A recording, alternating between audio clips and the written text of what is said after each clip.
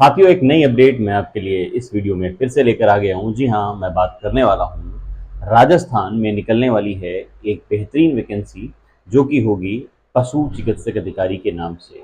इसकी full detail मैं आपको इस वीडियो में शेयर करने वाला हूँ। कब से ये फॉर्म शुरू होने वाले हैं, एज क्राइटेरिया क्या है, क्या बाहरी बच्चे इसको भर पाएंगे या नहीं भर पाएंगे, इन सभी चीज़ों में मैं आपको ये बताने वाला हूँ।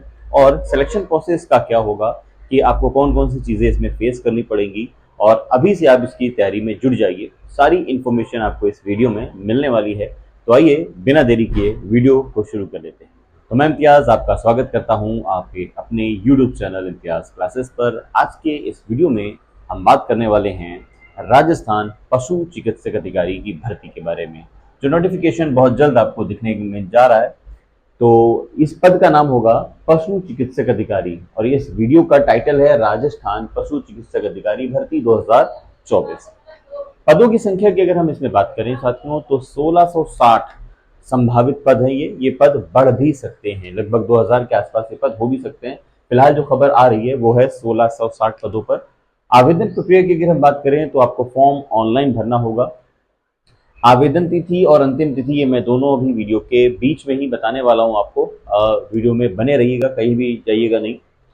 वेतन की बात करें तो वेतन जो है आपका 34,400 से 42,900 ग्रेड, वो जो 4200 ग्रेड पर ये वैकेंसी है। तो ये हैंड सैलरी अगर हम बात करें तो 40,000 के आसपास से सैलरी आपकी बनती है।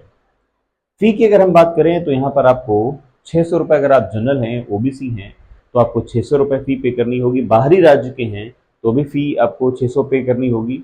और अगर आप SC ST बिलोंग करते हैं या दिव्यांग हैं तो आपको 400 रुपये यहाँ पर फी पे करनी पड़ जाएगी। योग्यता की अगर हम बात करें तो यहाँ पर आपसे ग्रेजुएशन मांगा गया है, वो भी अगर आपने पशु चिकित्सा या वेटनरी लाइन में अगर आपने ग्रेजुएशन किया हो तो।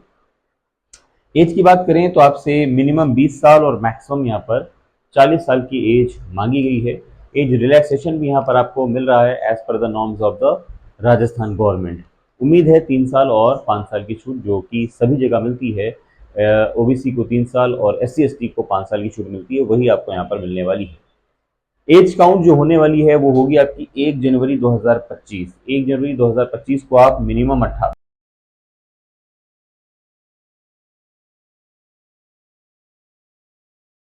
पर कि आपका सिलेक्शन प्रोसेस कैसे होगा, कैसे आपका यहाँ पर सिलेक्शन होगा, ये जान लीजिए ज़रा।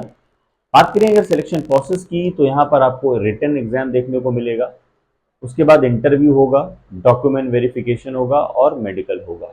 याद रखिए, जो बी क्लास की वैकेंसीज होती हैं अधिकारी लेवल की, उसमें इंटरव्यू रखा जाता है। ठीक है, इस वजह से ये अधिकारी लेवल की है, 4200 ग्रेड पेपर है। और अक्सर 4200 ग्रेड पर की जो वैकेंसीज होती है उसमें इंटरव्यू देखने को मिलता है, लेकिन कुछ वैकेंसी ऐसी हैं जो इंटरव्यू नहीं भी होता, लेकिन यहाँ है।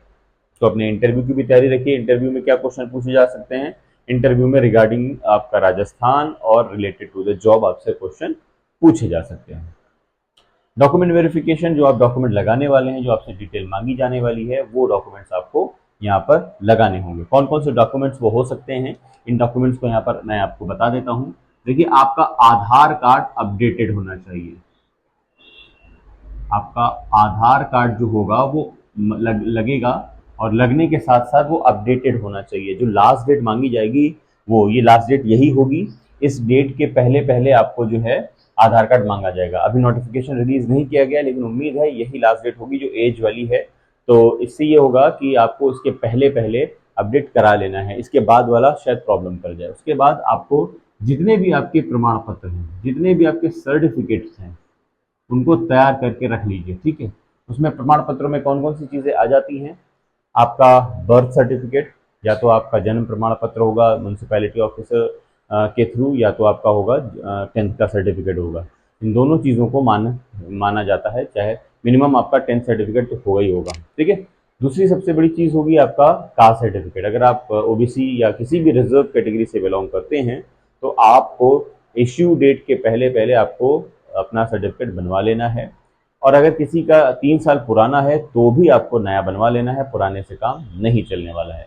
चाहे फिर बात करें SC का, ST का, OBC का, या PWD का, या EWS का, किसी भी कैटेगरी का है तो आपको नया बनवा। तो प्रमाण पत्रों की अगर बात करें तो चाहे किसी भी प्रमाण पत्रों की बात हो, पीडब्ल्यूडी हो जैसा भी मैंने आपको बताया, 10th का हो, 12th का हो, ग्रेजुएशन का हो, वो सारे प्रमाण पत्र आपके वैलिड, अप टू डेट और सही होने चाहिए। उनको आपको जो लगाएंगे वो आपको लगाना पड़ेगा और इस डेट के पहले के होने चाहिए, क्योंकि अभी हालांकि नोटिफिकेशन नहीं आया, लेकिन मान के चलिए यही डेट के आसपास कोई डेट हो सकती है। ठीक है। सो अब बात करें अगर हम फोटो की, तो फोटो आप जो लगाएंगे वो आपकी फोटो लेटेस्ट हो और अपडेटेड होनी चाहिए। अगर आपकी फोटो लेटेस्ट नहीं है, अपडेटेड नहीं है, तो आपको प्रॉब्लम हो सकती है। ये नहीं होनी चाहिए कि फोटो आज से आपने 10th वाला लगा दिया और अब आप फॉर्म देने पहुंच गए, तो आपको प्रॉब्लम हो सकती है। डिटेल आपके साथ होनी चाहिए, आपकी लेटेस्ट चीज के साथ। ठीक है। सिग्नेचर आपका जो होना चाहिए वो लेटेस्ट सिग्नेचर होना चाहिए, कि जो आप सिग्नेचर बना रहे हैं वही सिग्नेचर आप आगे लेकर जाएं। मतलब कहने का है कि जो सिग्नेचर आप देंगे वो सिग्नेचर आगे प्रोसीड आपको करना होगा। यही सारी चीजें तो आइडेंटिटी बताती हैं, आपकी सुरक्षा के लिए भी यही सारी चीजें, वरना आपकी जॉब कोई और भी ले सकता है। फिर आ जाइए, बात करेंगे पैन कार्ड की। जो सैलरी वगैरह बनेगी आपकी वो ऑनलाइन आएगा, तो आपको पैन कार्ड की जरूरत होगी। हालांकि पैन कार्ड ऑप्शनल रहेगा, वो आपको ज्वाइनिंग के बाद भी देना हो सकता है। ठीक है। लेकिन अगर पहले ही प्रोसीजर आप कर लेंगे तो बाद में कोई प्रॉब्लम नहीं होगी, इसलिए ये डॉक्यूमेंट्स आपको पहले ही बता दे रहा हूँ मैं। ठीक है। अब आइए सबसे इंपॉर्टेंट बात, मोस्ट इंपॉर्टेंट, ये कि भाई रिटन एग्जाम का हमारा सिलेबस यहाँ पर क्या होगा। उससे पहले बता दें, मेडिकल आपका होगा। मेडिकल में आप फिट रहते हैं तो आगे आप प्रोसीड कर जाएंगे, आपको जॉब मिल जाएगी। कोई बहुत बड़ा मेडिकल प्रॉब्लम आता है तो उसके लिए आपको अपना चेकअप भी कराना पड़ सकता है। रिटन एग्जाम के सिलेबस में देखिए क्या होगा, दो पार्ट में एग्जाम ये होने वाला है आपका। पार्ट ए में जीके से राजस्थान की जीके से रिलेटेड सारे क्वेश्चन आपसे पूछे जाने वाले हैं, जिनकी संख्या 50 होगी और नंबर आपको इसमें 100 मिल रहे होंगे। मतलब 50 क्वेश्चन, हर एक क्वेश्चन 2 नंबरों का, तो 100 क्वेश्चन हो गए टोटल। पार्ट बी में पशु चिकित्सक विज्ञान से रिलेटेड क्वेश्चन पूछे जाएंगे आपसे। यहाँ पर आपको 100 क्वेश्चन देखने को मिलेंगे, जिसके लिए आपको 200 नंबर मिल रहे होंगे। हर एक क्वेश्चन के लिए 2 नंबर, 2 मार्क्स। तो इस तरह टोटल क्वेश्चनों की संख्या हो गई आपकी 150, और यहाँ पर आपको मिल गए 300 नंबर। तो ये 150 क्वेश्चन, 300 नंबर आपको बना रहे हैं एक वैलिड बी क्लास का अधिकारी, जिसकी सैलरी है 34,400 से 42,900। तो एक्चुअली होता क्या है कि देश भर में ज्यादातर जो बी क्लास की वैकेंसीज है उसमें इंटरव्यू होता ही है, ये सही है यहाँ पर। लेकिन कुछ ऐसी भी वैकेंसीज हैं जिनमें इंटरव्यू नहीं होता है। कमेंट करके बताइएगा कि आप जानते हैं उन वैकेंसीज के बारे में जिसमें इंटरव्यू नहीं, डायरेक्ट एग्जाम दीजिए और सिलेक्शन हो जाता है। तो वीडियो में बस इतना ही। आई होप कि सारी चीजें आपने अच्छे से समझ ली हैं। फिर भी कहीं कोई डाउट रह गया है तो आप बेझिझक कमेंट बॉक्स में कमेंट करिए, हर चीज की डिटेल आपको बताई जाएगी। टेलीग्राम जरूर ज्वाइन कर लीजिएगा, ताकि वहां पर मैं आपको कोई पिक अगर जरूरत पड़ जाए तो वो डाल सकूं, नोटिफिकेशन का लिंक वगैरह डाल सकूं, हर चीज। ठीक है। सो आई होप कि आपने चैनल को अब सब्सक्राइब, लाइक और शेयर भी कर लिया होगा। नहीं किया हो तो आई रिक्वेस्ट प्लीज कर लीजिए, क्योंकि आप जिस तरह की नीड है आपको वीडियो देखने की, उस तरह का हम काम करते हैं और आपके लिए बड़ी मेहनत करके वीडियोस आप तक पहुंचाते हैं। तो बस आपका एक सपोर्ट छोटा सा चाहिए कि आप इसे लाइक करें, सब्सक्राइब करें और शेयर करना तो बिल्कुल भी ना भूलें। चलिए मिलते हैं नेक्स्ट वीडियो में।